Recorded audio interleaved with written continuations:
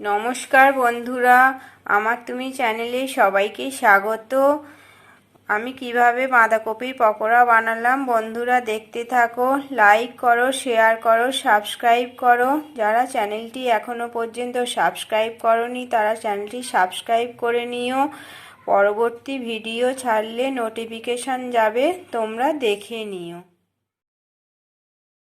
বাঁধাকপি পকোড়ার জন্য আমি বাঁধাকপি নিয়েছি, জলে ধুয়ে নিয়ে নুন মাখিয়ে নিয়েছি, হলুদ গুঁড়ো, লঙ্কা গুঁড়ো, আর নিয়েছি পেঁয়াজ কুচিয়ে নিয়েছি, একটা ডিম ভেঙে নিয়েছি, বেসন 2 টেবিল স্পুন, 1 টেবিল স্পুন চালের গুঁড়ো নিয়েছি। এবার সমস্ত উপকরণগুলো আমি মাখিয়ে নেব। 1 চামচ চালের গুঁড়ি, 2 চামচ বেসন, একটা গোটা ডিম, আর লঙ্কা কুচোনো পেঁয়াজ কুচোনো একসঙ্গে কুচিয়ে নিয়েছি। এবার মাখিয়ে নেব, সমস্ত উপকরণ হাত দিয়ে মাখিয়ে নেব, এরমভাবে মাখিয়ে নেব। কপিটা এরকম চটকে চটকে মেখে নিতে হবে যাতে বাঁধাকপিটা নরম হয়ে যায়। মাখাটা ঠিক এরকম হবে।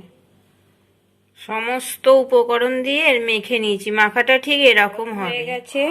এবার পকোড়াগুলো আমি ছেড়ে দেবো।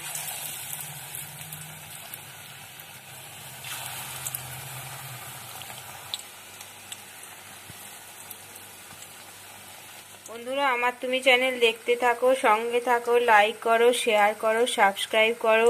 যারা চ্যানেলটা সাবস্ক্রাইব করোনি তারা চ্যানেলটা সাবস্ক্রাইব করে নিও, কারণ পরবর্তী ভিডিও ছাড়লে তোমাদের কাছে নোটিফিকেশান যাবে, দেখে নিও বন্ধুরা। যে পকোড়াটা ভাজছি আমি, স্পিড হয়ে গেছে, আস্তে আস্তে আমি উল্টে দেবো। দেখতে থাকো, সঙ্গে থাকো বন্ধুরা। এই যে পকোড়াটা উল্টে দিচ্ছি, কি সুন্দর ভাজা হয়ে যাচ্ছে। 1 পিঠ হয়ে গেছে, আর 1 পিঠ উল্টে দিচ্ছি।